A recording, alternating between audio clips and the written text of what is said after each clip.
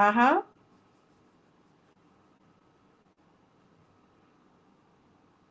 Just hold off for a hot second, please. Thank you.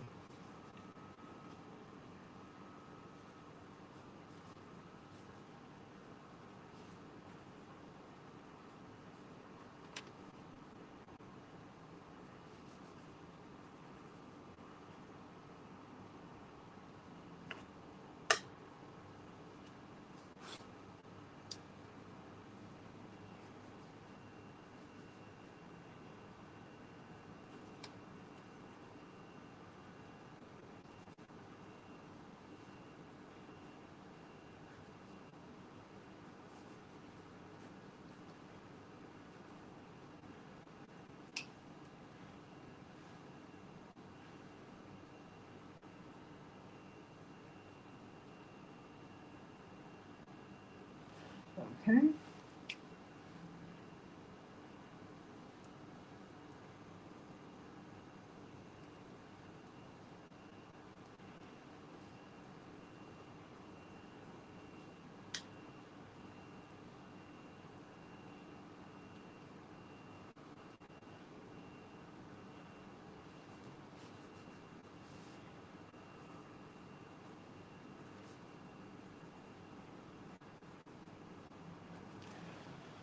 Okay. Hey everybody, how you doing? Morning.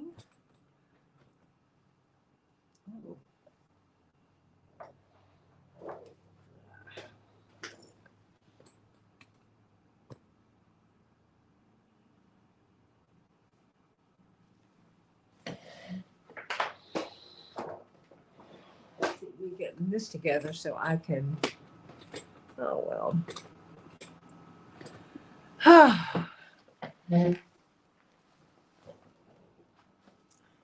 So there's that. How you doing today, everybody? We.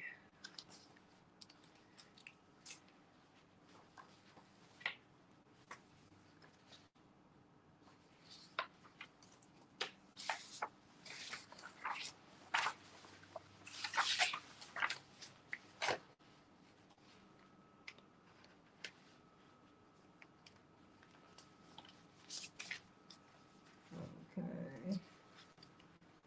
Here's Nina.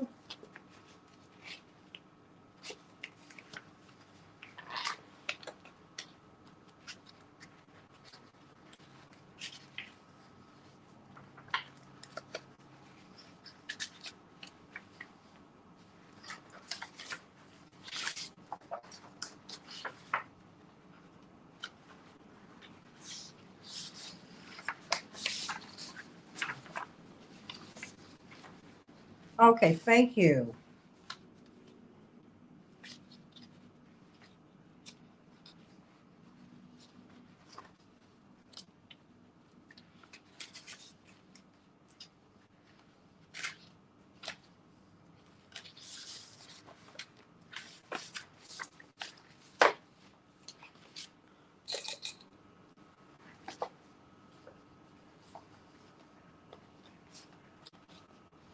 Okay, thank you.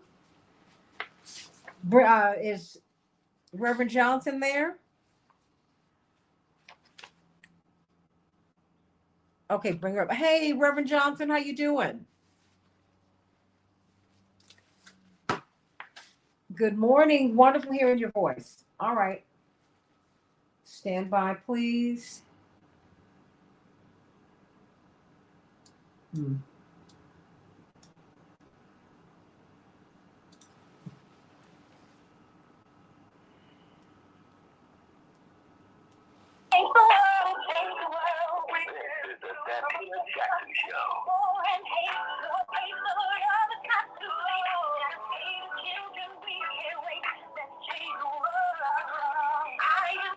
Hey, everybody. Welcome to the Santita Jackson Show. It's Wednesday, April 27th, 2022. I'm Santita Jackson, coming to you from the nation's largest progressive talk radio station, WCPT, based here in Chicago. We were Air America, but now we're CPT, the Heartland signal. That's what we're giving you.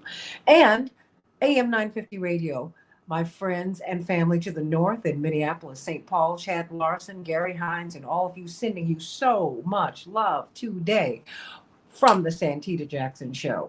And I want you to meet my morning stars on the Santita Jackson and Friends page, Santita Jackson and Friends, and my YouTube channel, the Santita Jackson Show channel. So everybody, please like and subscribe the YouTube channel, the Santita Jackson Show, and Santita Jackson and Friends. That is where you can find me on Facebook. Everybody, let's talk about Abraham Bolden. We've had him on the show today, and I hope to get him on the show again. Of course, he was the first Black Secret Service agent to serve on the protective detail at the White House for the president, personally chosen by John Kennedy. And he was railroaded into prison and really into a form of disgrace for such an honorable man as he sought to get to the truth of the assassination, the horrible, horrible assassination of President John F. Kennedy. And so we're going to be going through that because President Biden pardoned him, cleared his name.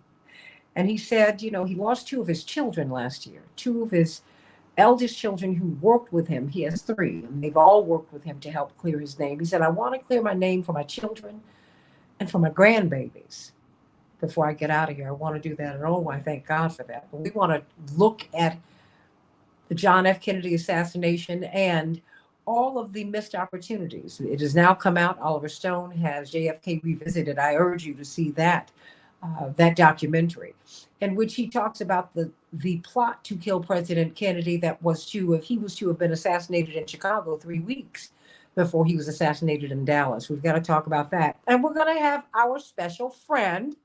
That's right. Nina Turner is going to be with us today. She's running for Congress again, everybody. They've redrawn that district.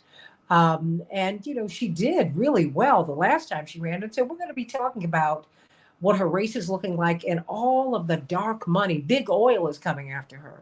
There is a super PAC that her opponent has just gotten more than $1 million from.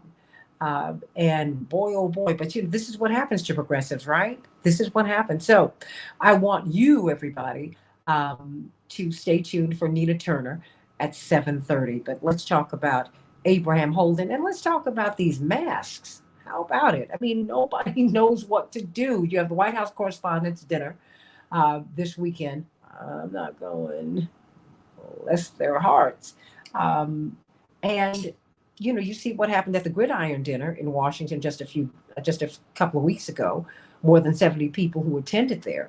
They're not talking about the servers, just the attendees. It was a super spreader event. So, people are trying to figure out what to do with masks. Do you wear them? Do you not wear them? Dr. Shanina Knighton is going to help us with that. And right now we are going to be going to some of these headlines before we hear from Reverend, I just love you. I just love you so much. And we're going to hear from Reverend Vicki Johnson. Everybody, it's Wednesday, April 27, 2022. I want you to check this out, everybody. April 27, 2022. Chicago, it's going to be 39 degrees. And it's supposed to be 80 this weekend. Unbelievable. But it's cold today, so please wrap up. Mostly cloudy. Minneapolis, St. Paul, 49 degrees, partly cloudy. The Dow, oh my gosh, it fell 809 points yesterday. The S&P 500 fell 120 points, and the NASDAQ fell 514 points. Is that where your 401k is, everybody? Think about that. We're going to be talking about that too before the week is out. And of course, we are in the throes of the NBA playoffs. Wow. Phoenix leads the Pelicans 3-2, and the Suns were triumphant last night, 112-97. And the Timberwolves, well, they're behind Memphis 3-2. They still have a chance, everybody. The Timberwolves fell, though, to the Grizzlies. The Grizzlies won 11. The Timberwolves 109. And the Heat won their series 4-1 over the Hawks, everybody, 97-94. And in the WNBA, the Lynx will be playing the Mystics. Well, COVID-19 that it's got our vice president. We're sending our prayers to Vice President Kamala Harris. She said she's expressed no symptoms. Thank goodness for that. But she's going to be quarantined for many days. Amid the escalating tensions, according to CNN with Western powers, Russia has cut off gas supplies to Poland and Bulgaria after they refused to pay in rubles rather than dollars or euros. The European Commission described the decision to halt gas supplies as an attempted, quote, blackmail, close quote, and said it was coordinating a response among EU member states. Russian energy giant Gazprom told Bulgaria that it would shut off gas supplies starting today. Bulgaria's energy ministry said in a statement, well, everybody, they're at war. They are at war. This is what happens at war, unfortunately. That's why war is so awful. Pfizer and BioNTech said yesterday that they have requested FDA authorization of a booster dose of COVID-19 vaccine for children 5 through 11. They say a major recession is coming. Deutsche Bank economists warned in a report yesterday. This comes after Deutsche Bank raised eyebrows earlier this month by becoming the first major bank to forecast a major U.S. recession, everybody. Well, they said it was mild, but other people are saying that it will be major. And then some people are saying we won't have one at all. But how are you feeling? I think that's really the point, because inflation is beating everybody up. But you know what? Let's get right to the good news today. I am so glad to be back with you, and I thank you for your prayers. Reverend Vicki Johnson, how you doing? It is so good to have you back, Santita. Thank you. Good morning to you. Yes. Good morning to you, and good morning to all of the morning stars and friends. There is good news. The most fun part of being a child was that we got to play. And in the summer, we played all day. You remember games like hide and seek? 1, 2, 3, red light. Red rover. Oh, yes. Mother, may I? Rock school, tag, or it. We played board games like checkers, Chinese checkers, Sorry, Parcheesi, and the ever-popular Monopoly. We jumped rope, single, Mabel, set the table. Don't forget Get your the red hot tea. And of course, we jumped double dutch. 2, 2, 2, 2, 2, 4, 6, 8, 10, 12. Who do we appreciate? Oh my gosh. That's how we learned how to count. That's right. We played hopscotch, tried to make it to sky blue. And Chinese jump rope made with elastic bands, baseball, piggy, volleyball, soccer. Those were the days. So much fun. And now that we are all adults, it seems like it's all work and no play. We worked hard to get to where we are in our careers and in life. And sometimes we are too tired to make time for fun. Remember the saying, all work and no play makes you a dull person. Working hard may be appreciated by those who benefit from it. However, you owe it to yourself to have some fun. Talk, laugh, play. You deserve it. Taking time to have fun can save you a trip to the doctor, among other things. If you are a workaholic or a couch potato, it's time to have some fun. Let your inner child out. Be free so that you can have some fun. If you will do this, and I sure do hope that you will, then to me, that's good news.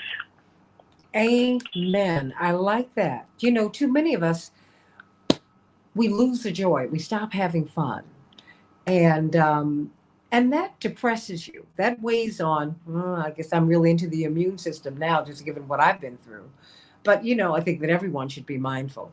But that's part of your mental and spiritual and emotional health. Having fun, you've got to take a break. Remember this one, Pastor Vicky. All work and no play makes Vicky and Santita dull girls, right?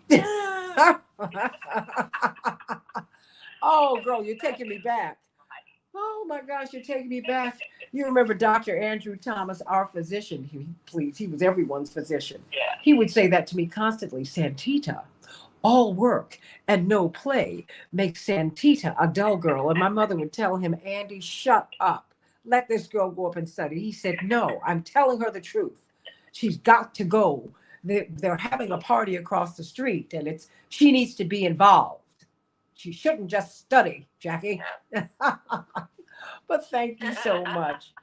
And are you're worshiping in person now? Yes, we are back in person. We are still masked. Even though there is controversy regarding masking, we are yet masked. And our worship is from 11:45. Oh, well, it's just about an hour of power now. Yes. Praise the Lord for that. And your address? 8000 South Jeffrey Boulevard, Chicago, Illinois, St. Thomas Lutheran Church. All right, everybody. And for the uninitiated, that's 80th and Jeffrey. How about that? I love it. I love it. I love you, Pastor. I love you, Pastor. Thank you so much. Thank you so much. And thank you for your prayers. I love you. Known her practically all of my life. I don't remember not knowing Pastor Vicky. Let's go to Amen. Let's talk to Dr. Shanina Knight. And maybe you want to stay here, Pastor Vicky, because she's talking about the mask today. Should you still wear a mask? That is the question everybody has. So many people who have been vaccinated have got the virus. So, so first of all, clear this up, Dr. Knighton. Does vaccination inoculate you? Does it stop you from getting the virus? Does it stop you from spreading the virus? And what about the masks? Should you wear them? Good morning. Good morning. So that's a loaded topic. So for one, when it comes to the vaccinations were never intended to stop the virus. It was meant to make sure that we could decrease clinically relevant symptoms, hospitalizations, and possibly death. So that was its purpose. Now, the problem is many people assume that because the saying was, we can get back to normal if you get vaccinated, is that it would stop transmission. We have to remember that when you get injected in your arm, that vaccine works on your system. It does not work on your hands, which can carry germs. It does not work on your skin, which can carry germs for up to 9 hours, by the way, for COVID. It does not work on your nose. It does not work on your mouth. It does not work on your hands. All of the things that can transmit germs. And so we have to remember that, yes, you can be safe from your system being sick from the virus, but it does not necessarily mean that your hands are not a culprit in transmitting germs. And that is the one thing that many of us have to understand. So when that goes into the mask conversation, when a lot of people assume, oh, well, I'm vaccinated, I don't have to wear a mask, they're saying, okay, well, I'm not going to get the virus. It's not necessarily that you may not encounter it. It just means that your body may encounter a milder form, depending on how well the vaccine works for you. And it also depends on if you're going to be spreading it around to others. So you may be safe, but you may be very well spreading it around to somebody that might have been ineligible to get the vaccine, somebody where the vaccine did not take right away. Because we all know that because we're on a third and fourth boosters, that we can't assume that just because everybody is vaccinated that everybody is safe. Hence, we've had to get a lot of different shots in order for people to be safe and in order for their immune system to be boosted. So when I tell people, what are the best times when you should wear a mask? If you are in any space where there is no or low circulation, you should have a mask on, especially if it's in a closed-in space, because those droplets can linger in the air, which we know if someone coughs. We know that they can stay suspended in the air for up to, 2 or 3 hours. We also know that they can travel far. They can actually travel up to 12 feet, which is why they say, okay, we'll social distance for about 6 feet, is because they're trying to somewhat account for the distance of that cough or sneeze that someone may have that they're telling you is not a cough or something that they don't protect by using proper etiquette of sneezing or coughing into their elbow and fully covering it. Unfortunately, what's happening with a lot of the mask wearing now is people will actually cough and they'll sneeze and they still don't use etiquette because they assume that the mask is covering everything up. The other thing that I'm saying is I actually count coughs. I count coughs and I count sneezes because what I'm encountering now are people that actually are coughing and sneezing, and they'll tell you like, oh, that wasn't a real cough. Like, people will actually tell you that, and you're sitting there like, yeah, but those are still germs. Or they'll cough and they'll say, oh, this is just my allergy. There is still some sort of germs that are going to come out of you that may not necessarily agree with my immune system. And if that is the case, then I have to protect myself because I don't know how your germs are going to act for my body. So I tell people, make sure they're wearing it in closed-in spaces. Other closed-in spaces that I always talk about are elevators, meaning you're closed in a space with a bunch of strangers. You don't know who's getting on. You don't know who's getting off. It's just best to make sure that you have a mask just in case that does happen. What about, do you wear a mask outside? How is that? How does that work? I don't wear a mask outside. The air is clean. The air is also what we use to filter out contaminated air. And the air is it's constantly moving. Even on a hot day when we think the air is standing still, the air is constantly moving. So what are you saying? If you're walking down the street, you should not be wearing a mask. If you're talking to someone outside, should you be wearing a mask? How exactly is that supposed to work? Well, the chances of you getting COVID while being outside and interacting with others is still going to be slim to none. Now, let's say if you're doing a fitness activity and it's requiring you to partner up and you're having to hover over each other or something in that regard and there's close play, I do recommend that you wear a mask. However, the one thing I tell people about the disposables is they have an ingredient in them. And I tell people, read the ingredients on the back of your box. There's an ingredient in your mask called polypropylene. Polypropylene breaks down when it is exposed to UV or to the sun. It breaks down when it's exposed to the sun. When it's exposed to the sun, that barrier in that mask breaks down. So if you're wearing it while you're outside, the next time that you go inside, you cannot assume that you have as much protection. That's why I tell people, stop wearing it outside. And then to another thing, Santita, if you're not Ubering or you're not Lyft or you're not, like, let's say, riding with some strangers, people should really stop wearing their mask in their cars. You're still going to have sunlight that's going to shine through. You're still going to have, like, a situation of where you should be breathing in fresh air, but instead you're breathing in, you're breathing in, it's like that's not necessarily... It's no point to have a mask on. Like, you're breathing in recirculated air and you're breathing in, like, let's say, even if they are safe and found not harmful, you're still breathing in chemicals from the mask unnecessarily. Well, let me ask you this. What about if you're in a car and you know that, and both of you are COVID negative, or the people in the car are COVID negative, people have just been tested. Should they wear a mask? Yes or no? So yes, because at that point they don't know their actual status.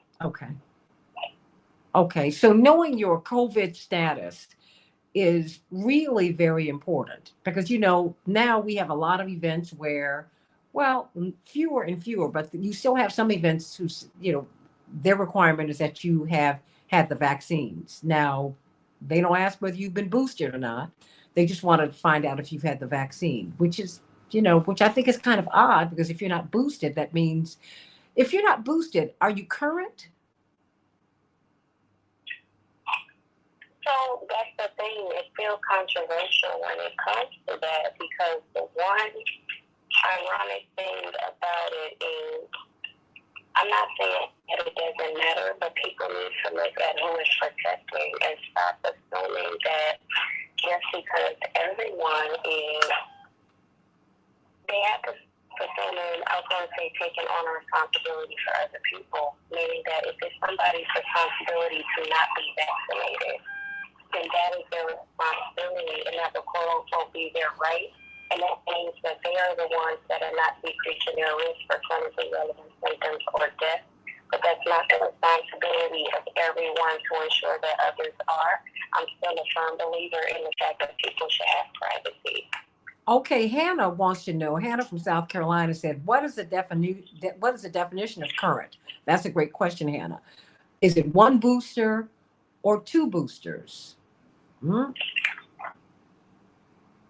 Do we know? So the thing is, yes, so it is a difference. It depends on who you are, meaning are you eligible for a fourth booster? Everyone is not eligible for a fourth booster. Individuals that are immunocompromised, individuals that also are older than 65, I believe it is, are eligible for a fourth booster. But it's not something where everyone is eligible. This is where I tell people, this is where your immune system should be primed, it should be ready, and you should be taking care of your own body, because this is, again, where we started to put the onus and the responsibility of a vaccine doing the work of what our bodies should be doing. We should be taking care of our body, so that way, should we not have a vaccine that's going to, let's say, protect us all the way from COVID, at least your own body can. And I guess the question that I have, Santita, that I want our listeners to think about as we're going into this Wednesday is to just think about, what am I doing with my body, and is my body prepared in order for me to be able to fight COVID? A lot of times we started to treat the vaccine as the CEO instead of us being the CEO of our own body. Wow. Everybody think about that. I mean, I'm asking questions that I know many of us have, or maybe we haven't even thought about them. I think it's important for us to know what the vaccines do, what they don't do, because even the commercials to me can be a little misleading. They say, I didn't want to get the vaccine at first, appealing to people who've been reluctant. And then they'll say, but I wanted to protect everyone around me, and therefore I got vaccinated.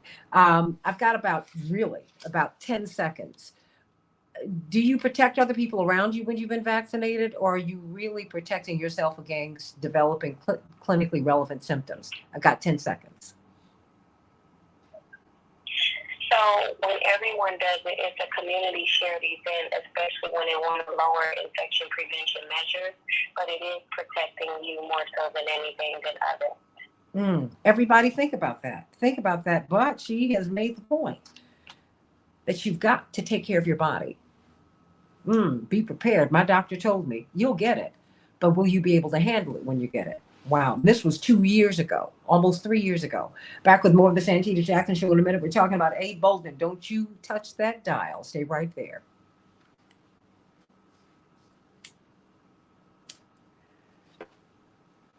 Shanina, remember when we had Abraham Bolden on the show?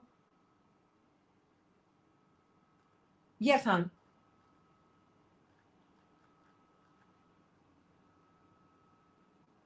Yes, I do. No, but she told me that they sounded better. Should I take them out?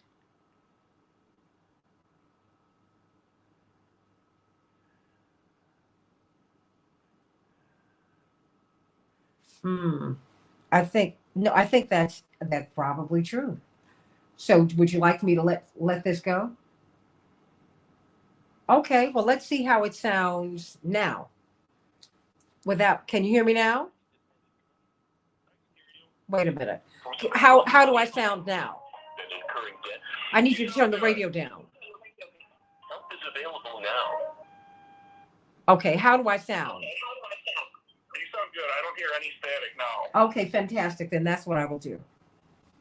So which is weird weird because I didn't hear any when we were doing our test. As the segment went along, I started hearing some of it, so I was just curious if it was the headphones or not. We'll see what happens. No, but we'll stay here. Just let me know. And you can, obviously, I know you'll monitor it. Okay. Okay. Is Dr. Knighton still there? She is. Okay. All right. Well, let me speak with her while you get everybody else up. Bless your heart. Dr. Knighton? Yes, I'm here. You remember when we had Dr. Abraham Bolden on the show? He was the first Black Secret Service agent at the White House. Oh, wow. Oh, So yeah. I don't remember that, but that's amazing. Oh, I'm going to get him back. He was railroaded and put in jail because he was determined to show, because of course, John Kennedy, who hired him, who had him placed at the White House, called him the Jackie Robinson of the Secret Service because he was the first Black man to serve on the protective detail of the president at the White House. Fascinating story. And they treated him horribly, called him the N-word. I mean, Secret Service, it is a very, very white, and it at that time, white collar. You started seeing more Black Secret Service agents, quite frankly, when reference started running. That's when we just started seeing a whole plethora of them. But that having been said, they even had a funny little video they did when we were at the San Francisco convention. They were like, they had never had a cool presidential candidate before. So they did some kids got together and did a rap. It was so cute. But what was not cute was that he was railroaded into prison and they slandered his name. And he, since 1964, has been fighting to clear his name for 60 years. And President Biden pardoned him. 1 minute. Oh, do we have everybody up? We have Attorney Jones. I'm about to get Mr. McKee. Attorney Hoffler is not answering. Okay, we'll continue to reach her because she's key. And can you are you going to send me a text or can you give me a verbal on her? Well, I guess you would send me a text. I could do either, whichever you prefer. Okay. Yeah, well, I think you'll probably have to send me a text because we're on the phone like this. Yep, copy that. Thank you, sweetie. All right. Hi, Attorney Jones. Hi, Dwight. Hello, Attorney Jones. Attorney Jones. Hey, good morning. Hi, hon. How are you? I'm doing well. Yourself? Fantastic. Dwight, how are you? I'm about to bring him up. Okay. In just a couple seconds here. Okay. But we're about to come back from break. Okay, fantastic.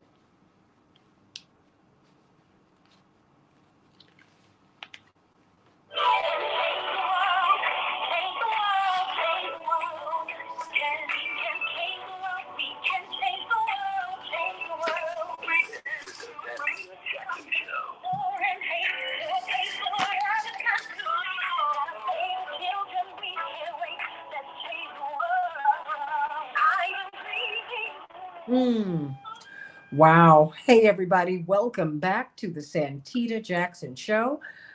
Wednesday, April 27th, 2022. It is a joy to be with you. And Nicole, that's why, I do the show. Nicole said, I know about Mr. Bolden, Mr. Abraham Bolden, because of your show. Wow. Kudos. The platform, this platform, you're congratulating me on the platform. You make it possible. You make it possible. So thank you. Thank you so much. Thank you for all that you do. And continue to spread the word about Abraham Bolden. Who is he? Who is he? Abraham Bolden was the first Black man to serve on the protective detail of the President of the United States at the White House. Big, big deal. John F. Kennedy made that happen. Indeed, he called him the Jackie Robinson of the Secret Service. And it was no easy feat. He is someone who has a bachelor's in music education. He's a talented concert pianist, brilliant, cultured man who had gone into law enforcement and made his way to the Secret Service, which more than 60 years ago was no easy feat, but he made it. And when President Kennedy came to Chicago, this is only God, everybody. President Kennedy was at a big event, but the Secret Service did not want Abraham Bolden to get any spotlight. So they put him in the basement by the restroom. Well, as fate would have it, President Kennedy, when he got to the venue, needed to use the restroom. So on his way to the restroom, he saw Abraham Bolden. And he said, basically, are you a Chicago cop? He said, no. He said, your Secret Service? Oh. He said, would you like to work at the White House? It happened just like that. And he said, yes, I would. And that is how Abraham Bolden was taken to the White House. President Kennedy had a lot of progressive ideas. And I encourage you to watch JFK Revisited, the Oliver Stone documentary that revisits so much that went into his murder, that went into his assassination, foreign policy, domestic policy, so much that he was doing. That having been said, when Mr. Bolden got to the White House, he had a really, really hard time, called an N-word by his colleagues, treated like that by his colleagues. But what was more disturbing to him, or equally disturbing at the very, very least, was how much contempt the Secret Service had for the protectee. That is John F. Kennedy, the president. They were so contemptuous of him that Abraham Bolden worried for the president's safety, and he reported it to his superiors, and they never did anything about it.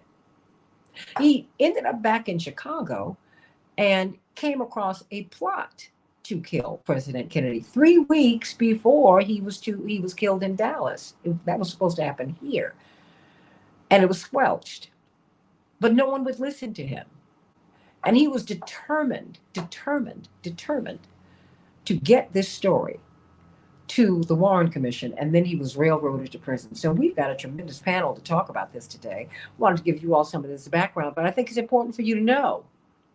I think it's important for you to know these stories and to know that he has been fighting for, he said, to clear his name for his children and his grandchildren. Last year, one of his children who I knew, who would take him everywhere, Abraham Bolden Jr., made his transition, wasn't even 60 years of age.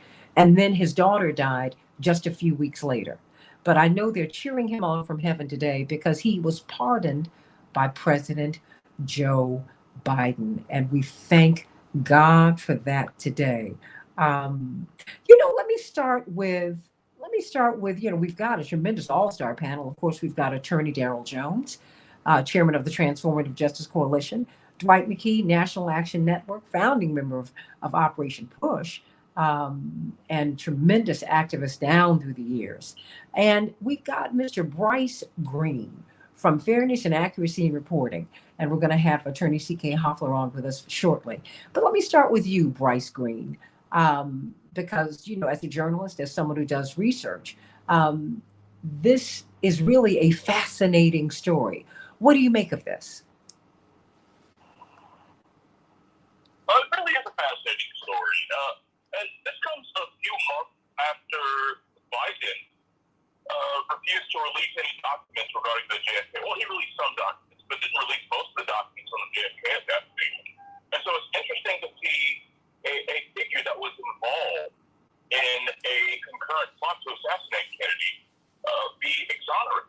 Abraham Bolden's story, the main reason why he was railroaded to prison was because he gave good evidence to show that the Secret Service had something to do with covering up the Kennedy assassination and being directly involved.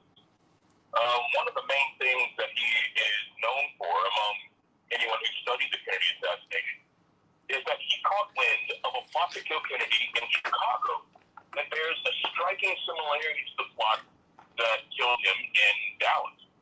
A man named Thomas Arthur Valley was sort of being set up as a lone gunman type with a similar background to Lee Harvey Oswald. He was a former Marine who had done work with the CIA's U-2 program, who had then been moved to Dallas and then got a job with a window overlooking the president's motorcade, just like Lee Harvey Oswald. The only difference is that someone, an informant named Lee, which we don't know much more about that, but an informant named Lee called the Secret Service to warn them about a sniper team that could be in Chicago to assassinate Kennedy. And the Secret Service investigated this. They found Thomas Arthur Valley, but they didn't do anything about it. And all of their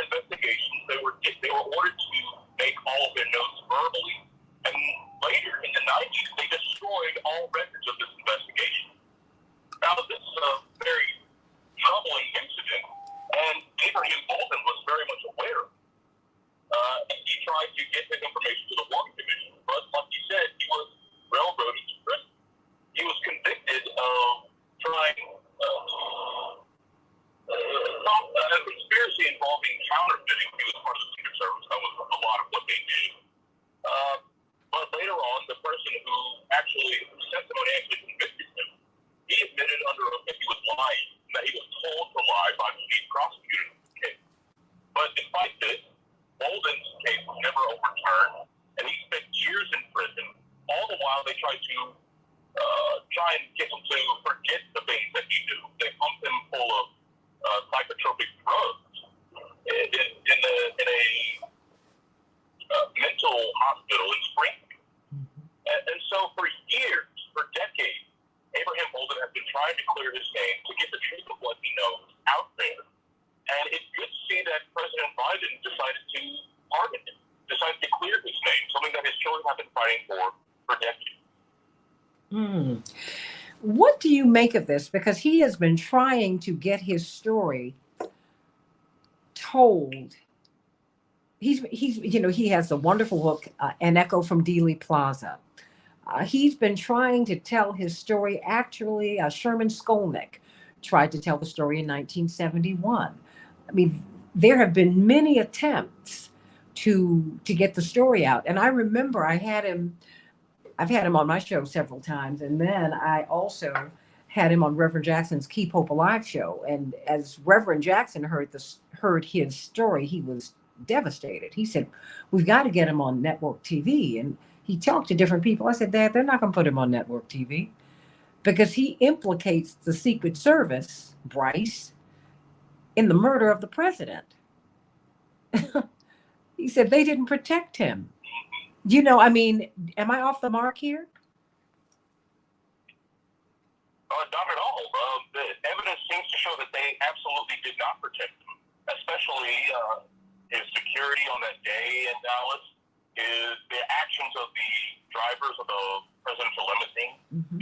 The driver actually stopped and slowed down the car when the shots fired, even though Secret Service instructions explicitly state that they're supposed to speed up. Mm-hmm. No Secret Service agent dove in the back of the car to put his body in between Kennedy and any bullets. And furthermore, at the end of all the shooting, witnesses went up to the infamous grassy knoll where they believe that they heard shots from. But someone claiming to be a Secret Service agent, and he presented valid Secret Service credentials, told them that everything was fine up there and told them to get away. But later in the Warren Commission, came out that the Secret Service had no agents on the ground at the time of the shooting, and they only had the agents in the motorcade. So that means that someone had valid fake Secret Service credentials. And in January of 1964, the Secret Service was ordered to return all of their credentials and get new ones out of that. And so there's a lot of reasons to suspect inside foul play within the Secret Service. And that there's been a concerted attempt to keep that information from the public since 1963, since the Warren Commission. And much of this information came out during the 70s, the House Select Committee on Assassinations, and in the 90s during the Jfk Records Review Board, but none of it seems to penetrate the public mind. And even if you look at the reporting on Abraham Bolden's pardoning recently, none of the reporting really mentions any explicit plot to kill Kennedy. All the reporting focused on the fact that he called out racism within the Secret Service, which he did and which he suffered for. But that was merely the backdrop to what I think to be the larger story, which is the fact that Abraham Bolden believed that the Secret Service was refusing to give adequate support to the president. Dwight McKee, what do you make of this? Because, it seems that the Kennedy assassination itself, behind that you had the assassination of Malcolm X. Well, just before the Kennedy assassination, you had Medgar Evers in June of '63. And, then you had Kennedy, then you had Malcolm X, you had Martin Luther King, you had Robert Kennedy. I mean, and then you had, you had Patrice Lumumba in between all of that. It just seems that, but this Kennedy assassination, it seems like it really began to unravel the fabric of the country. Something changed that day, Dwight. Yeah, well, they used to say that America, the country of lost its innocence, but I don't think it lost its innocence. It lost its ignorance. Is that the country has never been innocent, but most folks didn't understand how guilty the country was at that time. One of the consistent propositions in all of this was the fact that the Dulles brothers had been in charge of both the CIA and the State Department, and they had made a living by overthrowing governments and setting up assassination. And it was clear that Kennedy had decided to get rid of the Dulles brothers and to kind of start anew. And then they were still upset about what had happened in Cuba at the Bay of Pigs. But I think one of the other very consistent and disturbing parts of this story, had been that the one thing they had in common in all of these assassination attempts for the president is how they had set up his motorcade. In all these situations, it seemed like that there was a situation where the motorcade passed by a certain location that was ripe for assassination, and they were able to put in whoever the potential assassin was to have a job or somehow have some proximity to those locations. And so I think something that's never been investigated enough is who was in charge of putting together all of the motorcades in Dallas or in Chicago or in New Orleans, were all the different situations where they allegedly was about to assassinate the president. Because it always, to me, been very convenient that Lee Harvey Oswald, this assassin, was able to get the perfect job in the perfect location to do the perfect shooting. And it looked the same way in Chicago with that assassin. They ended up having to cancel the trip because they discovered that he had the perfect location to unassassination once they understood the route, who was leaking these routes and who was setting up these routes. I think that has never really been properly investigated. So much about this has not been properly investigated. And do you think that, well, let me ask you, Attorney Darrell Jones, do you think that now that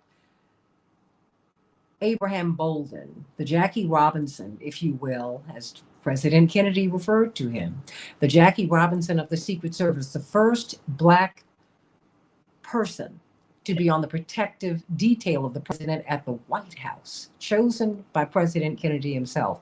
Do you think that this will open up other doors and force other questions to be answered, other documents to be released about the Kennedy assassination? Because it seems like, he was railroaded because he was determined. He had told one of his colleagues, I'm going to go to this Warren Commission and I'm going to tell them what I know. And then right after that, they put him in jail. And as Mr. Green said, gave him drugs to, to build the case for his mental instability. And who knows what the drugs might have even done to him. But he's a man of tremendous intellect and stability when you meet him. But you can see that he has been through a really hard time, Attorney Jones. What do you think this will do to our questions about the assassination? Or, not even questions. No one believes it. No, most Americans don't believe that lone assassin story. Come on. Right. No, Santita, I think that you're absolutely on point with that most Americans don't believe it. And I think that what this will do, and what President Biden has done by granting the pardon for Abraham Bolden, is that he has lifted up the story that was there for people to begin to re-examine it, for people to begin kicking the tires and pulling through the weeds and trying to see what actually is there and what was going on.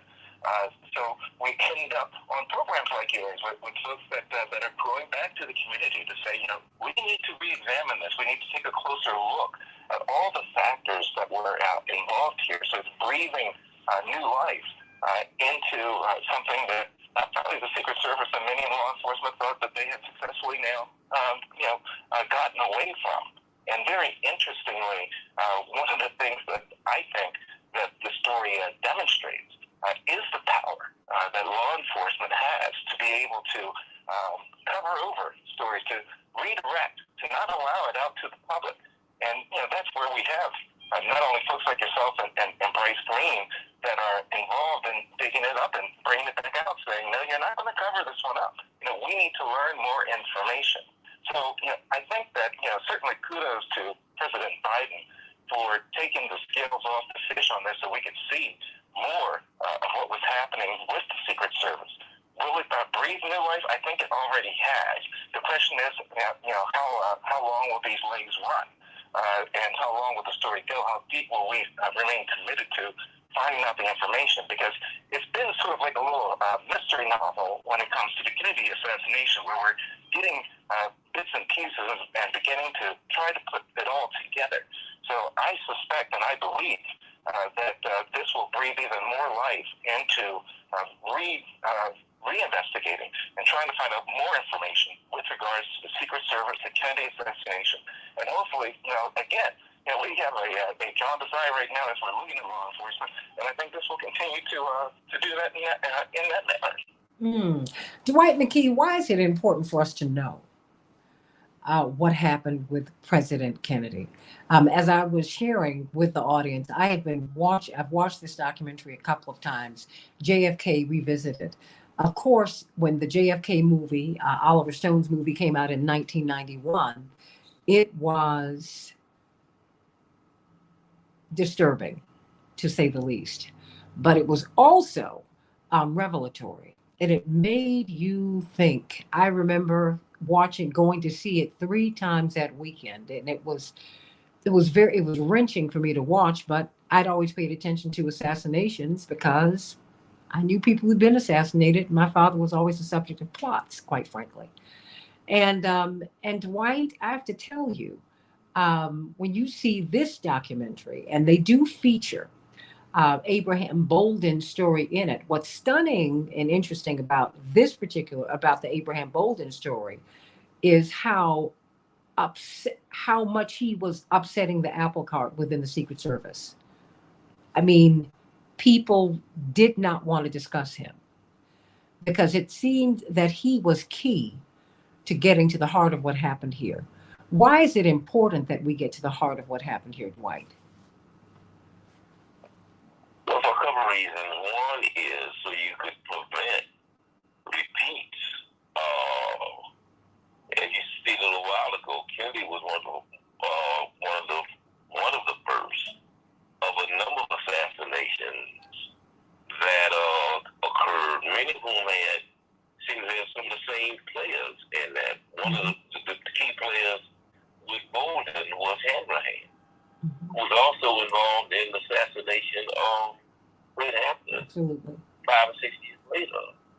It's secondly, it's so we can pursue justice for those who have been involved. These killings and assassination didn't just stop with the principles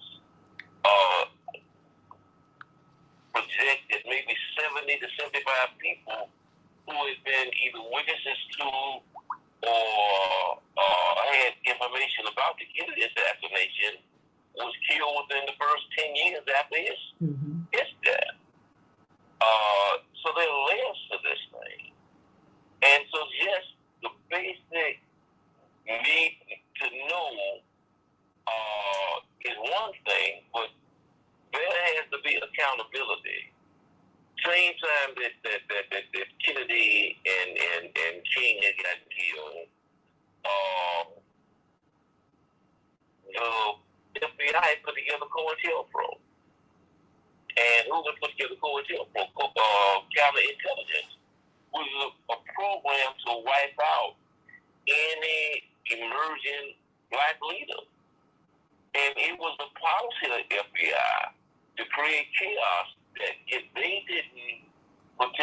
directly an assassination to create an atmosphere by which people got killed or became in danger by creating enough havoc between rival groups that there was fallout and people in danger from that.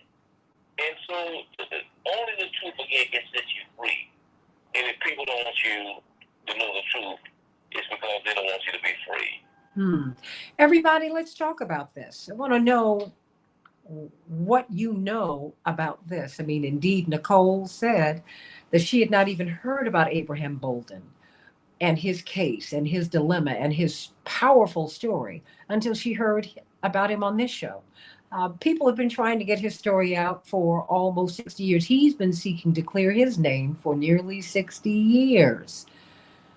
And we still are being told that the person who killed President John F. Kennedy was this lone assassin who shot him in the most improbable of ways. I mean, a poor marksman, someone who defected to Russia, and someone who spoke such fluent, accentless Russian that his Russian wife assumed that he was part of the Russian military. You can't make this stuff up. I mean, President Kennedy, who was deeply, deeply disturbed by the assassination of Patrice Lumumba, President Kennedy, who, reaching into his Irish history, said, no, we're not going to be colonizers. We're not going to do that. And as a veteran of war, who was nearly killed in the Second World War, he said, we don't want any more war. He said, every time I have my babies in this White House, Caroline and John, I do everything I can to fight against war. And it seems that the military-industrial complex got him. We need to talk about that, everybody. When Dr. King came out against the Vietnam War, Reverend Dr. Wyatt T. Walker said on that night, April 4th, 1967, a year to the day, a year to the minute that he was shot, he said, when he spoke at that Riverside church, he said he has signed his death warrant. Oh my. Oh my. We need to think about who we are, everybody, and where we're going, and why the JFK assassination, and those who fought so mightily to uncover the truth about it, why it matters and why they matter so much. Back with more of the Santita Jackson Show in just a few minutes. At the bottom of the next hour, we'll be talking with Nina Turner. That's right. Dark money is coming after her. Big oil is coming after her in her congressional race in Ohio. But first, we're going to have some more conversation about Abraham Bolden, the Jackie Robinson of Secret Service agents, who was just pardoned by President Biden. Back in just a minute.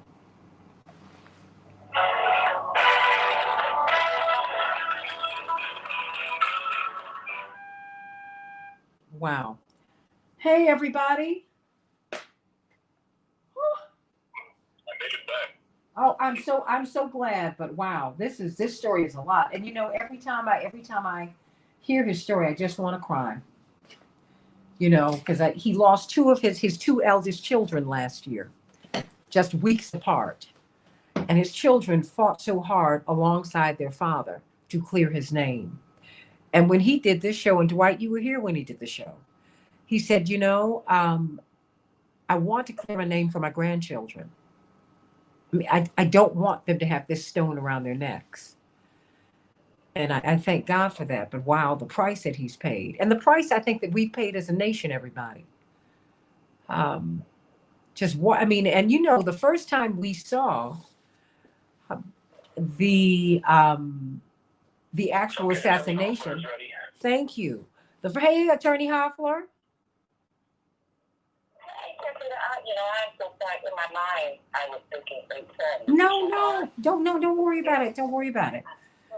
No. We've been carrying on as we've been talking about Abraham Bolden, and of course we're going to have Nina Turner on at the bottom of the hour talking about her congressional race, because that's a real big thing.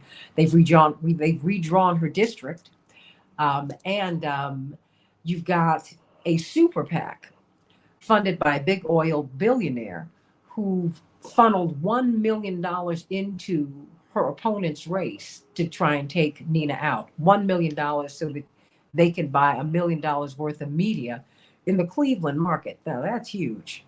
So we're going to be talking about that at the bottom of the next hour. But we're going to continue this conversation, Legal Q&A with CK, about the pardoning, the presidential pardon of Abraham Bolden. You know, I have to tell you, CK, it threw me. And Bryce, and because Bryce sent me the text, and I said, whoa, he got what? Pardoned? Ooh, I'm glad about it. But whatever the politics are, I'm glad it happened. I'm glad that it happened. If someone's in a car, make sure your window is up, okay? Okay. So, Hey, Miss Jackson. yes. What line will Miss Turner be calling in on? Just a normal studio line? You know what? Yes. She has those numbers. So I think you're gonna have to move. You're gonna have to move both two people off of those lines. We have 3 lines open right now for the regular studio line, but our warm line and the green line are being used. So No. That needs, because she's gonna call in on those lines, because those are the lines that she has. So you need to move the people from the warm and the hot line. Okay. So I have Attorney Hoffler on the warm line. You're on the green line. Can I move Attorney Hoffler to a regular line? And if you want, you can move me to. Well, you need to keep me on this line. But yeah. Yeah, as long as we have the warm line open, we should be fine. Okay, and I'm going to send you her communications director's number, just in case we have an issue. Okay, copy that. Okay, thank you. Attorney Hoffler, I will call you back in just a couple seconds here. Okay, that's good. Thank you.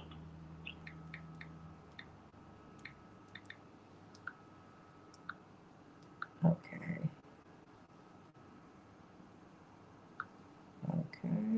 And the irony of this, Santita, we still on. Oh yeah, we're on.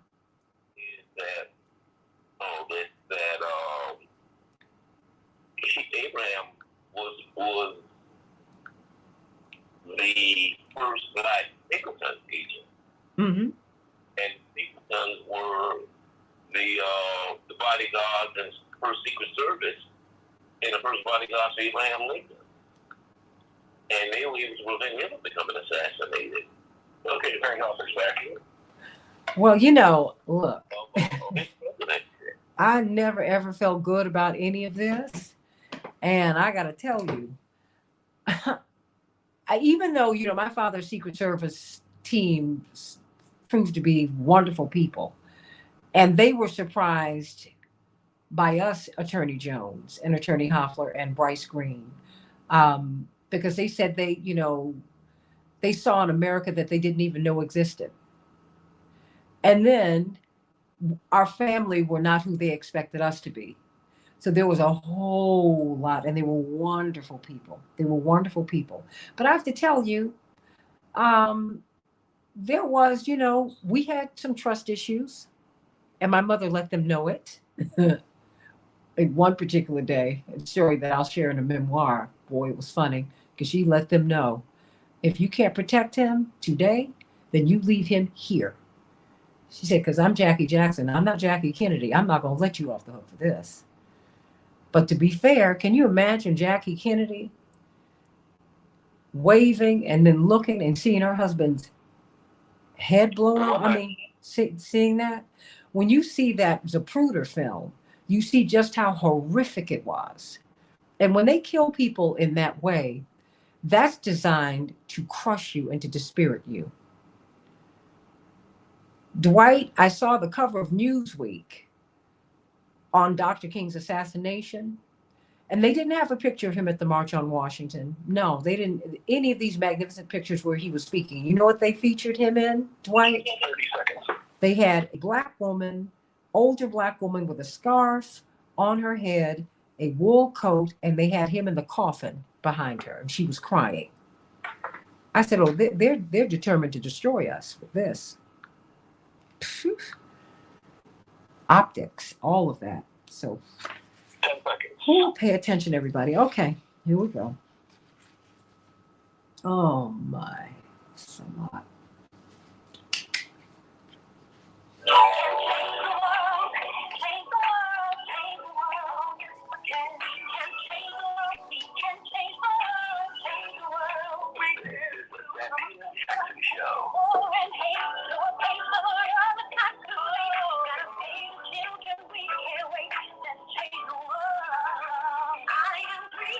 Hey, everybody. Welcome to the Santita Jackson Show. It's Wednesday, April 27, 2022. I'm coming to you from WCPT, the nation's largest progressive talk radio station, the Heartland Signal, everybody, and AM 950 Radio, the voice of progressive Minnesota. Sending all my love to Chad Larson and to my team up there and to Gary Hines and all this wonderful music that we are using from the Sounds of Blackness. It's a joy to be with you today. I want you to call me at 773-763-9278. 773-763-9278 as we talk about the Jfk murder. It's something most of us never saw. I didn't see it. Most of you didn't see it, but it is something that is just buried in our consciousness. It changed us as a nation. It changed the world, and not in a good way. But what did you say, Dwight McKee? No, America didn't lose its innocence. It lost its ignorance on that day. And oh, wow, how profound, how brilliant you are. We're going to have Nina Turner at the bottom of the hour talking about her congressional campaign. But let's get right to it, everybody. I want you to meet my morning stars on the Santita Jackson and Friends page on Facebook. That is my official page, everybody. So please meet me there and become my friend over there. When you send me a friend request, you got to go there. Please, please, please, and please go to my YouTube channel, The Santita Jackson Show, and like and subscribe. Let's get right to it, everybody. Chicago, we're going to have a high of 39 degrees today. Brr, as John Coleman used to say on Channel 7. Mostly cloudy. Minneapolis, St. Paul, 49 degrees. But it's still chilly, partly cloudy. Wow, what a time on Wall Street yesterday. The Dow closed down 809 points. The NASDAQ was down 514 points. The S&P 500 down 120 points amid the fears that we are moving into a recession. Will that happen? We don't know. But the inflation is the likes of which we have not seen in more than 40 years, and people are struggling out here. Something must be done. The NBA playoffs, everybody. Phoenix leads the Pelicans 3-2. And guess what? The Phoenix Suns had their fun last night. The Phoenix Suns 112, the Pelicans 97. The Timberwolves, well, they're in it. They're not winning it, but they're not out of it. Memphis leads that series 3-2. And last night, the Grizzlies eked out a winner over the Timberwolves. The Grizzlies 111, the Timberwolves 109. And the Heat clinched their series, moving on in the playoffs, 4-1. Almost a clean sweep of the Hawks, everybody. The Heat 97, the Hawks 94. And tonight, let's not forget about the WNBA. They need to have these games later so that we can get to them, right? Because they have them in the middle of the day. But the Lynx will be playing the Mystics, sending much love to our sisters who are playing in the WNBA, and we want Brittany Griner home. How about that? Amid escalating tensions with Western powers, Russia has cut off gas supplies to Poland and Bulgaria after they refused to pay in rubles rather than dollars or euros. The European Commission described the decision to halt gas supplies as attempted blackmail, but everybody, they are at war, so this is how it goes. Pfizer and BioNTech said yesterday that they have requested FDA authorization of a booster dose of COVID-19 vaccine for children 5 through 11. A major recession is coming. Deutsche Bank economists warned in a report yesterday. This comes after Deutsche Bank raised eyebrows earlier this month by becoming the first major bank to forecast a U.S. recession, although at the time they said it would be a mild one. What do you think is going to happen, everybody? What do you think is going to happen? Everybody, we've been talking about financial freedom, and you're going to be hearing much more about that on the Santita Jackson Show because it's so important for us to be out of peonage, to be out of wage slavery, for us to really, that's the American dream, for you to be able to have your piece of the rock. But it's very hard if you don't have good credit. It's very hard if you've had a bankruptcy. It's very hard when they undervalue your home when you're trying to reinvest in your home, which is what happens to a disproportionate number of Black homeowners. They have their homes devalued, undervalued when the assessors find out that the owners are Black. A lot of issues we're talking about. But if you're purchasing a new home, if you need to refinance your existing home, all of these things and more. If you want a VA loan, if you want a reverse mortgage, I want you to call Team Hochberg because they can help you with your issues. If you don't have any credit, if you need to rebuild your credit, they can help you with your issues. All you have to do is call them. It's a free phone call. Tell them everything so that they can construct a plan for you that could put you on the road to getting out of your financial hole. Call 855-56-DAVID, 855-56-DAVID, or visit them at 56david.com, 56david.com. Trust me, you can tell them anything. Anything. They've heard it all. And they have helped thousands come out of the financial hole. Miss Sharon, 72, retired, living in a $300,000 house. You would think she wouldn't have any problems. That's not true. Credit card debt, her husband's pension, none of that was enough. None of that was enough. And she went to an online lender who did not help her. So she called Team Hochberg. They helped her refinance and lower her payment, saving her more than $4,000 a year. The online lender didn't help her, but Team Hochberg did. And they can help you too. Call them at 855-56-DAVID, 855-56-DAVID, or call 56david.com, 56david.com, everybody, and get on the road to financial freedom. Legal Q&A with CK. We have got a tremendous panel. Bryce Green from Fairness and Accuracy in Reporting. We've got brilliant sociologist Dwight McKee, National Action Network. And we have got Attorney Daryl Jones, Transformative Justice Coalition. He is the chair, brilliant civil rights lawyer. But we're welcoming, of course, our legal eagle and champion. And we love you, Daryl Jones. Oh, we have got Attorney C.K. Hoffler. We have been talking about the case of Abraham Bolden for a long time. And of course, I encourage you to get his book, Abraham Bolden's book, An Echo from Dealey Plaza. You know, and this is the Jackie Robinson of Secret Service agents, CK, someone personally chosen by President John F. Kennedy to become the first Black agent on the protective detail of the president at the White House. It didn't get any bigger than that.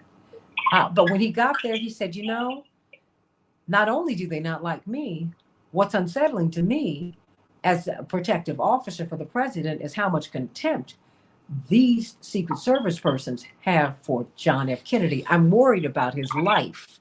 And we see what happened. It took almost 60 years, but he finally got pardoned, CK. What do you make of this? Well, Santita, good morning, and good morning to our wonderful panel and to your audience. Well, this is one of the true tragedies of our time. And I say that because whenever you're the first in anything, professionally, as Mr. Bolden was, you always are going to encounter, as an African American, encounter the vestiges of slavery. And I'm saying it, even though this happened to him at a time when, you know, ostensibly, this country was fighting for civil rights. There was so much that was going on. But there's nothing more sacrosanct than protecting the President of the United States. Mm-hmm. And that was his assignment. But we know, based on what was happening in this country, legally, in terms of discrimination laws, in terms of civil rights, that he probably was catching a very, very difficult time every single day and was discriminated against at every turn. And he dared to speak up. And so when we look at the history of this country, we look at discrimination laws and how certain laws came about, how we're able to change the trajectory, even though we have so much further to go. It's because of brave soldiers speaking up and saying, enough is enough. Racism is alive, and we need to have change. But when that happens, when you're protecting the President of the United States, and by the way, we know at that time many felt that it was not appropriate for him to protect the President of the United States because African Americans, and there were no African Americans in the Secret Service, but for something that important, they just felt that they couldn't entrust him because it's a question of trust, and trust him to protect the President. So he was facing and confronting all these issues, signaling that the President was at stake, his life was at stake, and of course we know ultimately the President was assassinated. So from a legal standpoint, Santita, it raises so many questions. Due process. What were his due process rights? Well, we know that in the first trial that he had, it resulted in a hung jury. So even at that time in history, a jury just couldn't bring itself there to convict him. second time around, because, when there's a hung jury, the prosecutor can make a determination that they are going to bring and try the case again and spend innumerable resources trying to convict them. And based on them bribing and coercing witnesses to testify against them, he was convicted the second time, even though the evidence was very suspect, very light, very thin. But he was a product of the time. And by the way, there are these types of things that happen today. This was so long ago. And finally, he received some measure of justice. But this type of thing happens today. I don't want people to be confused that, that would never happen. It happens today. Prosecutors, we have some magnificent prosecutors, but there are some prosecutors who will do whatever it takes to get a conviction. So going back to what happened to Mr. Bolden, he was convicted and he served time. And many people, legal scholars, civil rights activists, faith leaders, the Black community, Democrats alike, felt that this was an exceptional miscarriage of justice. But there's nothing that could be done at the time. So I am very thankful. I'm very thankful that President Biden understood the dynamics. And he must have had it in his mind early on, because it does take some time for people to be pardoned. There's a process to pardon him and finally see a measure of justice served. But you can't take back 60 years of injustice. You can't take back 3.5 years, almost 4 years of serving in a federal penitentiary when you swore to uphold the laws of this land. So the conflict, the legal conflict, the destruction of the soul, of his soul, is real. Mm-hmm. And he wrote about it. We know that this is a well-known story at this point, Santita. So that's how I see it from a legal standpoint. Well, it's interesting. Bryce Green, Fairness and Accuracy in Reporting. I'm wondering about, the spirit of the times, the zeitgeist, as we know it to be, and just what all of this means. Because we've had a January 6th, and the January 6th insurrection did not come out of thin air. Most Americans, everything flipped after the Kennedy assassination. Most Americans today do not trust our institutions on the right and the left. Do you think that this might move the needle on that, or just, what do you think is going on here? I would like to see it move the needle, but I think a lot more is needed. You're exactly right to say that after the Kennedy assassination, and after the Warren Commission covered up the truth of the assassination, you instantly saw trust in government. They exposed these things. You saw trust in government and our institutions decline after 1964, and then they kept declining. And the fact that the media and the government are incapable of telling the truth on this, that contributes to that mistrust. There's a direct line between the government and the media lying about the Kennedy assassination to the conspiratorial mindset that affects so many Americans today. There's a reason that people were willing to believe that Obama is a secret Muslim who is trying to impose Sharia law on America. It's because that our institutions have been so thoroughly discredited that people don't know what to believe anymore. People don't know what's true and what's fiction.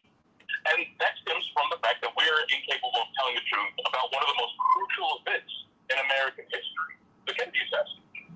And so if the media seizes on this moment, if thinking people seize on this moment as a time to really explore the depth of the deep political system that we have in America, then maybe this could go a long way towards illuminating, towards giving people the tools they need to fully understand our political system.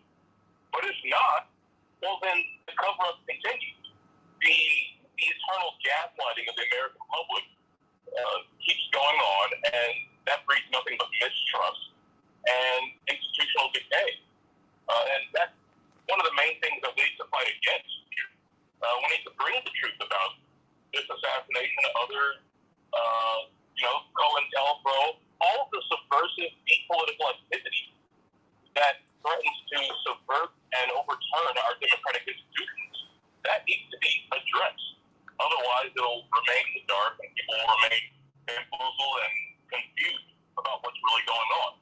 And that doesn't create a climate of change. It does not. Attorney Daryl Jones, what are your thoughts about this? What is our takeaway? I mean, what's next for Abraham Bolden as you see it? Or what should be next? Well, I think that, what's next for Abraham Bolden is that people need to get the book that he's written and be certain to understand his history. It should be a part of the teaching process of what kids are learning in school, high school kids are learning in school. It should also be a part, and I think about what Bryce Green was just saying, it's got to be integrated into the journalism school so that they understand what goes on within these investigations that they're doing, and how to listen to what some people are saying with regards to, certainly professing their innocence and trying to lay out the information. One of the things that I think that has been lost, Santita, we talk about, the fighting for the soul of America, that type of stuff. It's just the truth. Nothing sets the soul free more than the truth. And what I think, I've always, been very high on with regards to journalists historically has been their fight, their search for the truth. But it seems as though here recently that deep research isn't always there. And I'm hoping that we get back to that point where the deep research is there, where we question everything. And, again, I really thank President Biden for what he's done, because what he's done is he's opened the lid to this conversation for Abraham Bolden so that we can start there in terms of trying to be certain that this man is restored to the goodness of his name for all that he did and has done for the country, and trying to protect President Kennedy. Dwight, as Abraham Bolden is reconstructed, what gets deconstructed? Well, while we turn the heroes and the villains, ironically enough, we turn many of the villains into heroes. And so that's part of the correction that needs to happen in the process, is that, and so some of the most suspicious guys in the scenario, we've named buildings after, and we've named airports after, and we've exalted and put on pedestals. And we really should examine their history and maybe rethink how we've exalted some of these guys. Allen Dulles, we have an airport in Washington named him. And he is amazing proponents of assassination in the history of the world. And then he can be responsible through his CIA situation with overthrowing governments all the world, including the assassination of Lumumba. Hoover, we named the FBI building after, has been a real hate monger, and he is responsible for putting innocent people in jail, killing innocent people, assassination plots and plans, and we lifted him up. So it's nothing like the truth. That's why I say that people that don't want you to know the truth, if the truth is set you free, they don't want you to know the truth because they don't want you to be free. And it makes us feel like we're being manipulated by these lies and redirected by these lies. And so the lies keep marching on while the truth is stumped to the earth. We really do it. We examine our whole approach to history so that we cannot keep making the same mistakes and doing the same things we've done for the last 200, 300, 400 years. CK, we've got about a minute and a half here. He's a whistleblower. Abe Bolden was a whistleblower, and we've seen whistleblowers increasingly come under fire. Are there any legal protections for government workers in particular, but whistleblowers, people who see something wrong that they know needs to be corrected? are there any protections that you have? I've got about a minute and a half. Absolutely, Santita, there are protections. There are a lot of protections. There's a whole body of law surrounding whistleblowers in a governmental context, a corporate context. But this is the problem. Black whistleblowers have received a different type of treatment, even though the laws are there to protect everybody if you're a whistleblower, than non-black or than white whistleblowers. So I think, again, you have to look fundamentally at the fabric of this country and how the laws are implemented and executed in inconsistent ways, depending upon who benefits from the law. So, yes, there are protections, yes, there's recourse, but we got to go fundamentally at how this country addresses race. And by the way, when we talk about what can we do here, maybe there'll be a more open dialogue. Well, with those who are putting into legislation that you can't teach critical race theory, you can't even teach ostensibly what happened to this incredible man, Abraham Bolden. That's something for people to think about in some states. Well, you know, everybody, you need to get an echo from Dealey Plaza. An echo from Dealey Plaza. Read the book. He goes through this. And I am going to reach back out to him. I want to see if we can get him back on because, boy, we were so blessed by him when we heard his story. And you need to tell more and more people about his story, wherever you go. And God bless him. God bless John F. Kennedy. You know, the first time we saw the shooting of President Kennedy was back, Dwight, you remember in the 70s on Geraldo Rivera's show. Good Night America, I think it was. And it was so horrifying because it was no longer academic. You saw clearly the president, the front of his head come off almost. And it was devastating to everyone who saw it, and devastating to us who finally saw it. Thank you, Abraham Zapruder, for this film. You know, just there's so much. Let's talk with Nina Turner, everybody, about this congressional race that she's in. Dark money is coming. I'm not going to call it dark money. Corporate money is coming after her. There's nothing wrong with being dark. Hello. And what is the deal on that? Back with more of the Santita Jackson Show in just a minute.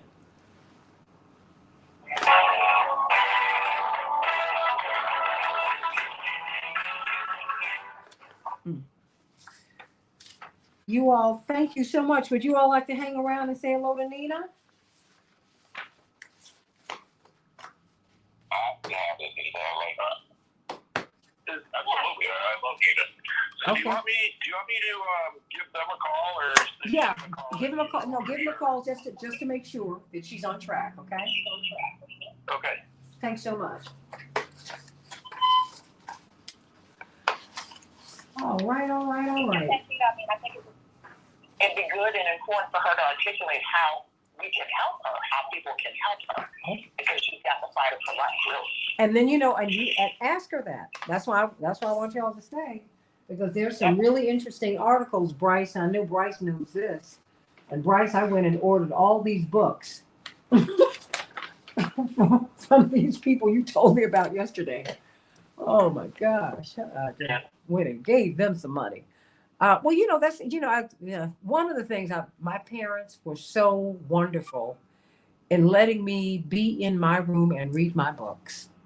And when they would have these book sales, the Chicago Public Library would have book sales, you know, when they had all these excess books, and I would be so excited. And my mother would take me down to the park, and I could buy these books. I could just get bags of them. Oh my gosh. And my parents really indulged me. Even when my brother said, something's wrong with that girl. All she wants to do is read. You know she's not right.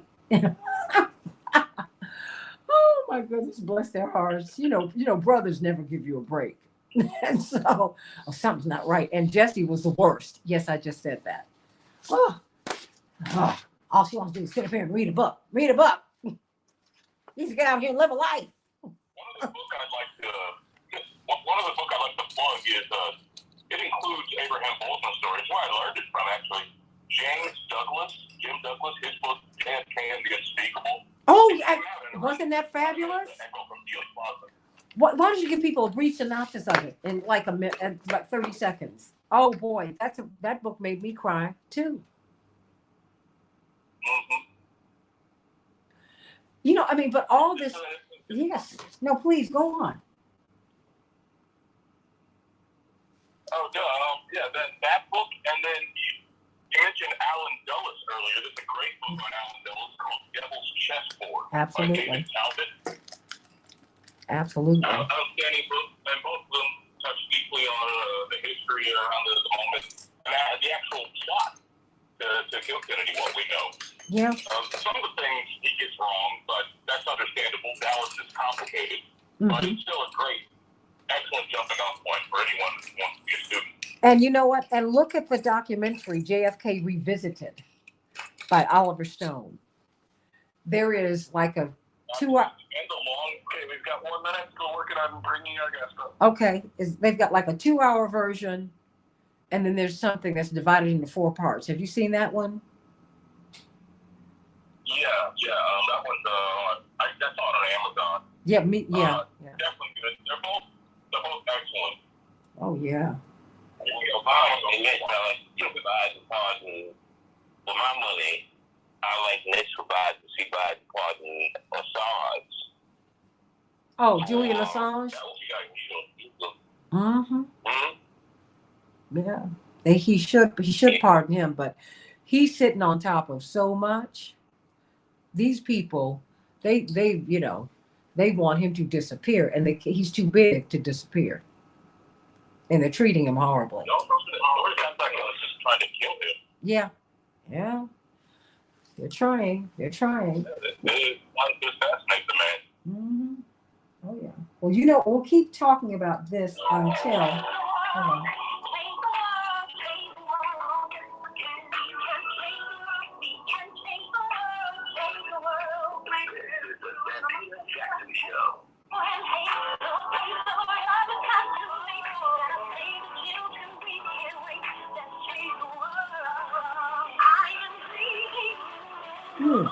Hey everybody, welcome to the Santita Jackson Show. We've been talking about Abraham Bolden, the JFK, President John F. Kennedy made him the first Black Secret Service agent to serve on the protective detail at the White House. It was not an easy time that he had of it. He was treated horribly by fellow agents. And but what was stunning to him was how much contempt these agents had for the president, and how they would be drunk, or they come into work half drunk. They behaved inappropriately.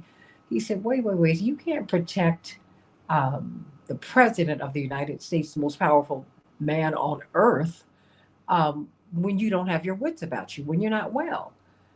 But how do you protect someone for whom you have contempt, someone you hate? He heard all of that, reported it to his superiors, and no one did anything. And then when he tried to talk about what he saw and what he felt about the Secret Service and their responsibility, their culpability in the killing, in the assassination of John F. Kennedy, he was railroaded and put in prison. And then put it in a mental institution. And he has been fighting for his life. He's been fighting for his name for almost 60 years. And President Biden, you have to give him a lot of credit. President Biden sought to restore him and pardoned him. And thank God for that. But it's a lot to think about, everybody. I want you to call me at 773-763-9278. We're trying to get Nina Turner. But in the meantime, I want to talk with you about this because, most of us, CK, missed this. Okay? We were not born when it happened. If we were born, we don't know what happened. But, the Kennedy assassination is something that we continue to mark time. We mark time by this Kennedy assassination. November 22nd stands out in the mind of every American. It's just something. It's something. Let me go to you, Pearl. What's going on today?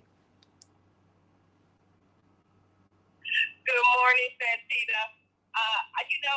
Abraham Bolden's story has been something that has been on my mind since you were at the other station when you first had him on Reverend's show.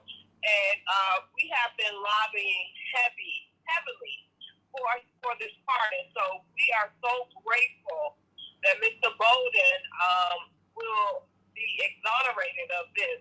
And, for me, it's something that, we see how all the time, our Black leadership is demolished by our government. And he is one of those he went to jail for what, 3 or 3.5 years? He went to jail for a crime that he did not commit. And then for 60 years, this man had to fight to clear his name. And I remember when I was speaking with him via inbox after his children had passed, and you could see the pain. And in his voice and his it was just so much pain because he knows in his heart that he has always told the truth about what was happening. And he realized that, the powers that he was fighting up against. I was so angry with President Obama for not pardoning him because the evidence was very clear. This was a clear-cut case that he had been set up. And so when we think about the next step, he should be getting the Medal of Honor. He should be getting the highest presidential award because he could have saved President Kennedy. But if they have to admit that, just like reparations and everything that they've done to Black people, in order for him to get the true justice that he deserves, they would have to tell the truth. And that is what the America is afraid of. That's why we have this critical race theory, all of this stuff that's happening right now, because they're trying to whitewash and hide the damage that they have done to people. We know that we have, as Black Americans in America, have been accosted since they brought us over here. We came over here in a treacherous situation, and we have never stopped being harmed since we've been in this country. And so there's going to be a day of reckoning. I don't know when it's coming, but I believe in God. And Mr. Bolden believes in God. He's a very God-fearing person. And he said he wanted this pardon before he passed. And he wanted to clear his name before he passed. And he has been fighting. And I can't wait till you have him on so he can tell the world his story. And I'm so grateful that President Biden actually did this. It was just, when he talked, I was just in tears yesterday because he has been fighting so long. Well, and you see that he lost his 2 eldest children who were fighting alongside him. But heaven is happy today. They're happy. And I know there's got to be a sense of relief. But that having been said, he's been fighting for that. But that's why you need fighters. You need champions. Everyone. Of course, celebrations by us. Chapearl 708-526-4546. 708-526-4546. If you want some great soul food, if you want some great Italian food, if you want some great food, she cooks the way your grandmama used to cook. And, a lot of us are setting up these beautiful displays for proms and weddings and things like that. She puts on fabulous events. Call her at 708-526-4546. We've got one of our favorite people here. And you know what? I said, let me just keep everybody on here because everyone wants to wish you well. Nina Turner, we want to know how we can help you. She said, quote, I am not for sale. A billionaire-funded super PAC has backed her opponents, pouring $1 million in just the past week on ads in support of her opponent's campaign. He's a big oil baron, and we need to talk about that, everybody. We need to talk about this uphill climb that progressives face. But I told you, Nina, I said I saw it with Reverend Jackson when he ran for president. I saw it with Bernie when he ran for president. And not just running, sadly, progressives have to run against the party, at least in Chicago and all around the country. But we're so glad that you're back, and we're so glad that you're continuing to fight. We've been talking about Abraham Bolden, the first African-American Secret Service agent at the White House who just was pardoned. He had been trying to get the truth out about President Kennedy and was railroaded into prison almost 60 years ago. And we've been celebrating. He's been a guest on this show. We've been celebrating his pardon. But, you know, it's because of fighters like you that an Abraham Bolden can get justice. Why are you running for Congress? And I mean, you have a redrawn district. Just tell us about your race and what we can do. Well, good morning, everyone. I'm battling a little cold this morning, so please just bear with me a little bit. Even whether we get all 4 seasons in 24 hours. In one day. In one day. And all my other sisters. And just cannot let the moment pass. I came in listening to you all talking about Mr. Abraham Bolden. And it is a blessing that things happen, but it is too long coming. Sometimes stuff can take too long. And this, in fact, took too long. I am ecstatic, as you are, that he has been a pardon, but this took too long, too daggone long. I am running in this race. The primary election date is less than a week away. It is on May the 3rd, and I am asking people who believe in justice in all of its forms to support this campaign. And you laid it out quite clearly. We really do need to get big money out of politics. Citizens United was one of the worst cases in the 21st century that the Supreme Court ruled on, allowing this kind of money to flood into communities near all of us. This is not just happening in the 11th congressional district. This is happening all over the country, where the oligarchs of this nation can pick and choose who leaders should be and overwhelm the will of the people, clog up the system, align and target in this way. And it really is a shame. When all is said and done, you're probably going to find that $3 million flooded into this race. And with 2 weeks left, now with the weeks, they started this last week to go to manipulate the election. But I do believe that people power, conscious-minded people power, can rule the day, and that is what we are doing in our race.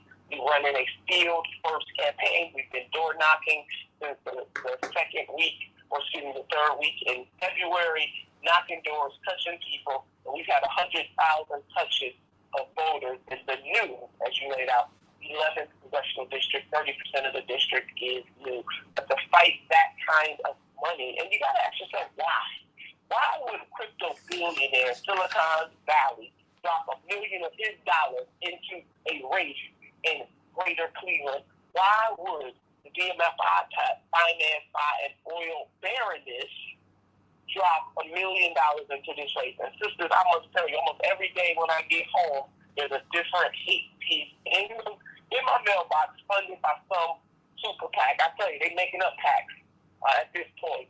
The bottom line is this: a freedom fighter. I am running this race to help change the material conditions of the poor, the working poor, and the barely middle class.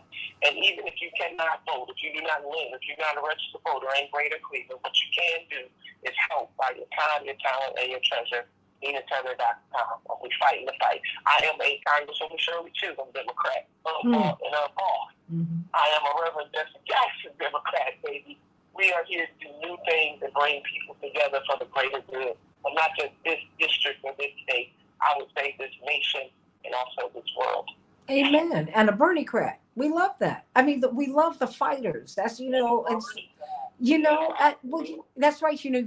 We love the fighters. The fighters win. But you know what? I'm going to have C.K. Hoffler, the immediate past president of the National Bar Association, and of course, the chair of Rainbow Push. We've got Bryce Green from Fairness and Accuracy in Reporting, Dwight McKee, National Action Network and Operation Push. And we have got Daryl Jones from the Transformative Justice Coalition. They all wanted to stay on and wish you well. But CK said, well, let me not put the words in your mouth. CK, you said before she came on, what did you said, wait a minute, what can we do to help her? CK. Right, that's exactly what I said. And I said, wait a minute, what is going on here? Because we're all familiar with the Cleveland metropolitan area, the greater Cleveland metropolitan area. And to my sister Nina, I would say, you got to keep on fighting. But you need to tell us specifically specifically today, so close. What can we do? You know, at the last minute, the last couple weeks, the last few weeks, last month, there's some specific targeted goals that you can share publicly with us, or if not, share privately, of what needs to happen to take you over the hump. Because we know where your heart is, we know where your soul is, we know what your thoughts are, we know what you are determined to do and to represent the people. So from my standpoint, personally, I would just like to know so that we can get that word out in different circles that are currently supporting you, perhaps. Well, thank you for that, because when people can do specifically what I need, specifically are people either to volunteer. You don't even have to leave your home. You can volunteer and call into the district. We are chasing our voters, our wards, and our teams. What that means is the voters who are likely, very strong, not just likely, that if they cast the ballot, they're going to cast it for me. Voter turnout is low. It is very unfortunate because this is a gubernatorial. I mean, we all know this is a midterm election year. And at least in Ohio, both the state and our county are trending very low. People are opting out for many reasons, and maybe we'll talk about that at another time. But right now, I need time, talent, and treasure. I mean, I need people to volunteer. If you feel like driving up in here, early voting has started, and this weekend coming up is an early vote weekend, both on Saturday and Sunday. We need you to come in, if you can come in and help us knock doors and motivate people to come out to vote. If you can't come in, you can join us at ninaturner.com/volunteer, and you can volunteer from the comfort of your home. If you can donate, every single bit helps. $5, $11, $27 or more, it all adds up, because I am fighting against a mega force of super PACs and dark money groups who are converged on this district. And again, the question becomes, why would they do that? You know what we can do with that kind of money? We can help the unhoused, we can feed hungry children, one of every two children in the greater Cleveland or in Cleveland go to bed hungry at night. Cleveland is the poorest city of its size in the nation. Greater Cleveland, though, the other parts of Cleveland, people are struggling as well, but we know the struggle is always deeper somehow if it's black and or if it is brown. So I need your help, time, talent, and treasure. Come on in here and make some phone calls. That will help us out tremendously. Well, it's your progressive agenda that they're going after. I mean, Bryce, they were, these corporations are coming after her. And I'm like, well, let me kind of reframe this. Not dark money, corporate money is coming after her. The Green New Deal. I mean, big oil's coming after her because of your support. I just want to kind of get this right. Bryce Green, why don't you weigh in? Because I want you to walk away from this today, Nina Turner, encouraged. I want you to walk away from this. But Bryce Green, I mean, this money is $1 million in the Cleveland market in a week. It just $2 million. It just goes to show you how much of a threat that Nina Turner is to the established corporate power. It just goes to show you how dangerous a progressive agenda would be to the undemocratic forces that currently govern our lives.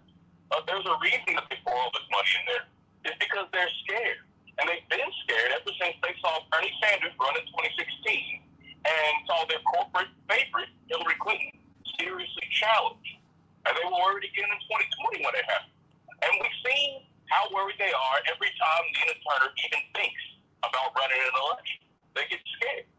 And so if we want to fight big corporate power, if we want to fight the undemocratic structures in America, well then the only option we have is to pull together the people power that we have and get behind people like Nina Turner, get behind people like Bernie Sanders. And if you know anything about Bernie 2024, you feel free to share it, Ms. Turner.